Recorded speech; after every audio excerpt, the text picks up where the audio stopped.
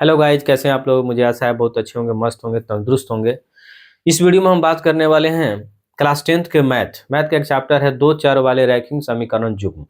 यानी इस जब दो चर वाले रैखिक समीकरण युग्म दिया हो तो उसके ग्राफीय निरूपण क्या होता है, उसके बीजगणितीय निरूपण क्या होता है, इसके बारे में हम चर्चा करेंगे। क्योंकि इसके रिगार्डिंग लगभग 5 से 6 क्वेश्चन आता है आपके बोर्ड एग्जाम में, और यह बोर्ड एग्जाम होने वाला है आपका 2026 वाला मैट्रिक का। उसमें भी यहाँ से क्वेश्चन आएगा ही आएगा। अगर इसको आप देख लेते हैं केवल एक वीडियो को, तो आपको 5 से 6 नंबर क्लियर हो जाएगा, आपके हाथ में होगा नंबर।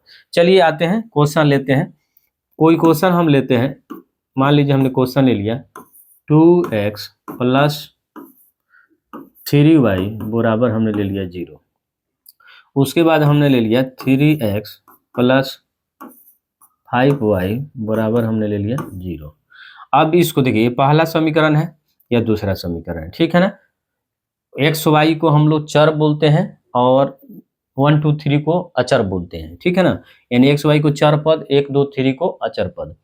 तो चलिए, ये A1 हो गया या B1 हो गया या C1 हो गया, A2 B2 C2, क्योंकि यह दूसरा है तो इसमें दो बताएंगे ना, A1 A1 A2 B1 B2 C1 C2। अब हम इसको कंपैरिजन ऑफ रेशियोज करेंगे, यानी अनुपातों का तुलना करेंगे। तो A1 बाटा A2 बराबर B1 बाटा B2 बराबर C1 बाटा C2, ठीक है। हमने लिख दिया, यानी कंपैरिजन ऑफ रेशियोज कर दिया। अब इसके वैल्यू को पुट करेंगे। A1 का मान 2 है तो 2 हमने लिख दिया, A2 का मान 3 है, 3 लिख दिया, बराबर 3/5 लिख दिया, बराबर 0/0 लिख दिया। आप देखेंगे यहाँ से क्या आ गया, A1 बटा A2 B1 बटा B2। इसको हटा दीजिए, ये 0 खत्म कीजिए। इसको कोई फर्क नहीं पड़ता, इस दो को चेक करना होता है। इसमें केवल एक 3 टाइप का होता है जो लाइंस होते हैं, 3 टाइप्स के लाइंस होते हैं। आपका समांतर रेखाएं होता है, उसके बाद में समांतर हो गया, समपाती रेखाएं और प्रतिच्छेदी रेखाएं, 3 प्रकार के रेखाएं होते हैं। तो देखते हैं, देखिए दोनों आपस में क्या है, यहाँ से देखने पर क्या है, बराबर नहीं है। तो बराबर नहीं है तो यह प्रतिच्छेदी रेखाएं होगा। इसका अगर बात करें ग्राफीय निरूपण का, ग्राफीय निरूपण यानी ग्राफिकल प्रेजेंटेशन में, तो इसका यह एक दूसरे को इंटरसेक्ट करेगा, इंटरसेक्टिंग लाइंस होगा यह, क्योंकि एक दूसरे को प्रतिच्छेद कर रहा है।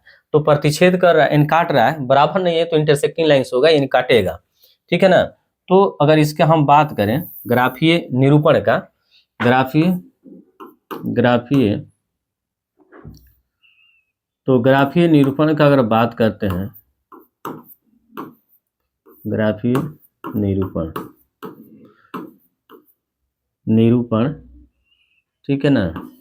चलिए, तो ग्राफीय निरूपण इसका क्या होगा, क्योंकि A1 बटा A2 बराबर नहीं है B1 बटा B2, तो यह इसका ग्राफीय निरूपण में अगर बात करें तो यह प्रतिच्छेदी रेखाएं होगा, प्रतिच्छेद करती हुई रेखाएं, प्रतिच्छेद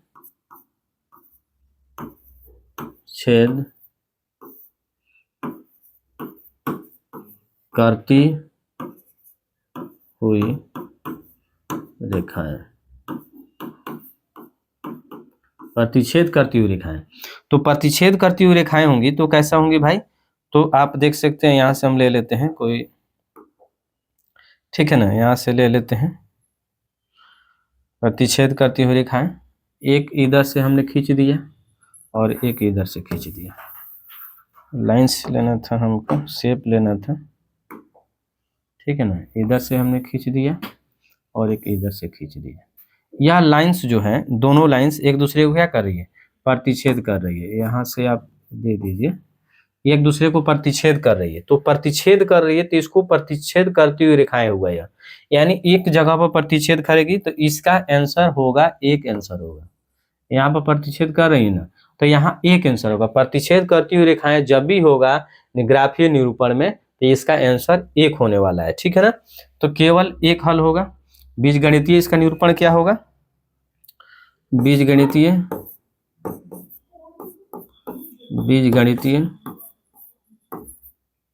निरूपण, बीजगणितीय निरूपण में केवल एक हल होगा, केवल एक हल अदित हो जाएगा। केवल एक कहने का मतलब है अदित, अदित, ठीक है ना। केवल बीजगणितीय निरूपण क्या होगा, केवल एक हल होगा, प्रतिच्छेद करती हुई रेखाएं होंगी, इस तरह का होगा, एक जगह प्रतिच्छेद करेगी, एक आंसर बनेगा, यूनिक होगा, ठीक है ना। इसका केवल ओनली वन सॉल्यूशन होगा, ठीक है। आगे बढ़ते हैं, आगे लेकर चलते हैं आपको। आगे में देखते हैं क्वेश्चन नंबर हम 2 लेते हैं, यानी 2 यहां से हम ले लेते हैं, कोई दिक्कत नहीं है।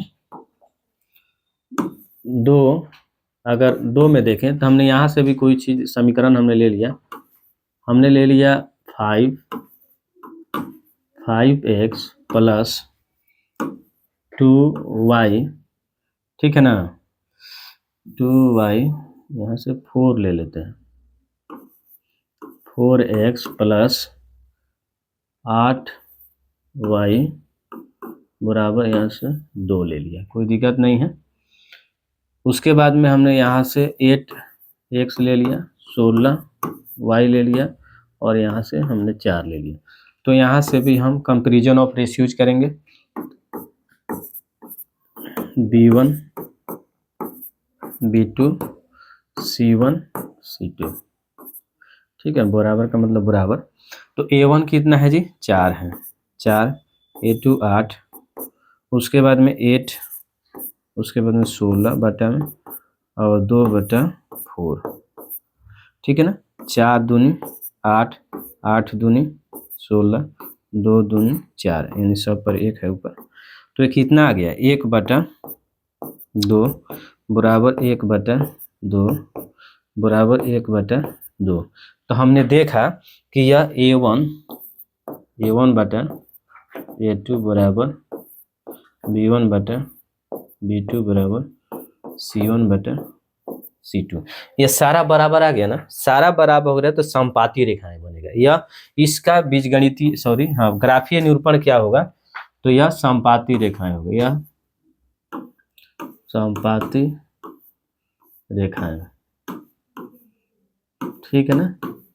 अब समपाती रेखाएं हो गया, तो समपाती रेखाएं का जो बीजगणितीय निरूपण होता है वह अनेक हल हो जाएगा। इसका अगर समपाती रेखाएं का अगर बात करें तो ये किस तरह का होगा जी, समपाती रेखाएं का अगर बात करते हैं तो इधर से कोई रेखा लेके गया हमने, ठीक है ना, तो इसी पर 2 प्रकार का रेखा चल जाएगा, ठीक है ना। यहाँ से यह आपका रेड होना चाहिए, रेड रहेगा तो ज़्यादा अच्छा रहेगा। चलिए यहाँ से हम रेड लेते हैं,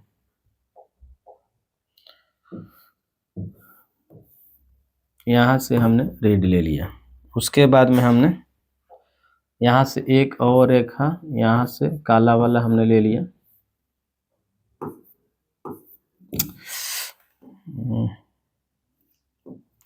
काला वाला एक यहाँ से, ठीक है ना। तो इसको बोलते हैं समपाती रेखाएं, यानी एक रेड वाला लाइन जा रहा है और उस पर एक ब्लैक वाला लाइन जा रहा है, ठीक है ना। एक ब्लैक वाला है, इसी पर मान लीजिए ब्लैक वाला चल रहा है, तो ब्लैक वाला भी चल रहा है और रेड वाला भी चल रहा है, दोनों इस पर जा रहा है। तो यह समपाती रेखाएं यानी समान पथ पर चलने वाली रेखाएं हैं, एक ही पथ पर चल रही है दोनों रेखाएं। तो इसका जो आंसर होगा ये अनेक हल हो गया ना, बीजगणितीय इसका क्या हो जाएगा, अनेक हल, अनेक हल, ठीक है। अनेक हल हो जाएगा, इनफाइनाइटली मेनी सॉल्यूशंस हो गए इसके, क्योंकि ये समपाती है, एक ही पथ पर चलने वाली रेखाएं हैं, तो हर जगह टच में, तो हर जगह आंसर बनेगा इसके, ठीक है ना। तो समपाती रेखाएं का यह आपका समपाती रेखाएं हो गया, ग्राफीय निरूपण हो गया, और बीजगणितीय निरूपण में यह हो गया अनेक हल, और ग्राफीय निरूपण में समपाती रेखाएं होंगी। जब इस तरह का कंडीशन होगा तब a1/a2 बराबर b1/b2 बराबर c1/c2 होगा, तब तीनों से तीनों बराबर होगा। चलिए आपको लेकर चलते हैं आगे चलते हैं और अगला देखते हैं क्या है, ठीक है ना। आगे देखते हैं क्या है, 3 हम लेते हैं कोई, यहाँ से हमने ले लिया 3x प्लस, ठीक है ना। चलिए प्लस यहाँ से ले लेते हैं 2y और बराबर में इधर से ले लें 3, कोई दिक्कत नहीं है। तो आप ले लीजिए यहाँ से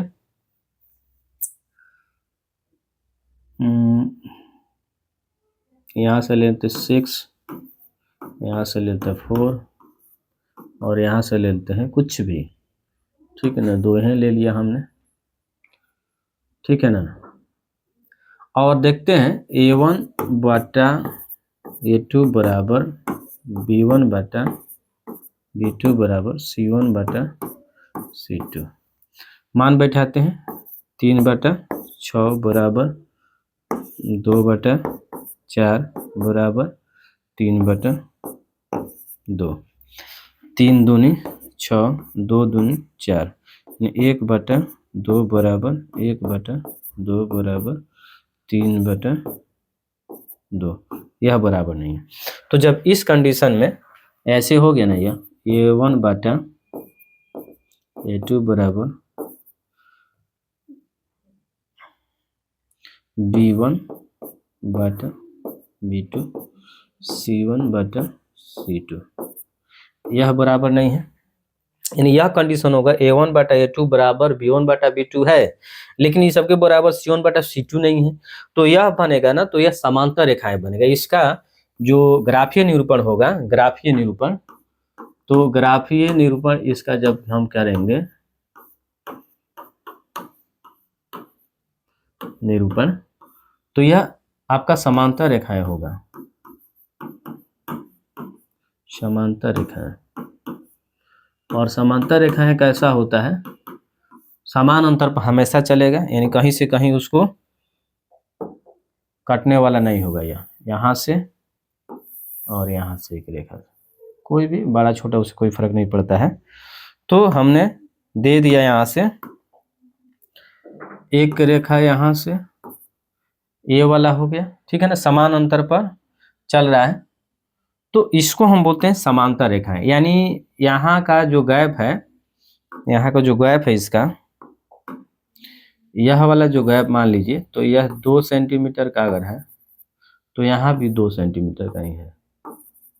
इससे क्या पता चला कि यह दोनों कोण पर, दोनों मुंह पर अगर ये 2 सेंटीमीटर गैप यहाँ मेंटेन कर रहा है, यहाँ भी 2 सेंटीमीटर का गैप मेंटेन कर रहा है, तो इसका मतलब ये कहीं नहीं मिलने वाला है। यह रेखा आपस में कहीं इंटरसेक्ट नहीं करेगा, कहीं प्रतिच्छेद नहीं करेगा, तो इसको बोलते हैं समांतर रेखा। समान अंतर पर चलने वाली रेखाएं, समान अंतर, यहाँ भी अंतर समय है, यहाँ भी अंतर सेम है, तो ये हमेशा समान अंतर पर चलेगा, कहीं ये इंटरसेक्ट नहीं करेगा, कहीं प्रतिच्छेद नहीं करेगा, तो इसके एक भी हल नहीं होगा। जब इस क्रॉस ही नहीं करेगा, दूसरे को काटेगा ही नहीं, इंटरसेक्ट ही नहीं करेगा, तो हल क्रिएट होगा ही नहीं होगा, तो इसका कोई हल नहीं होगा, कोई हल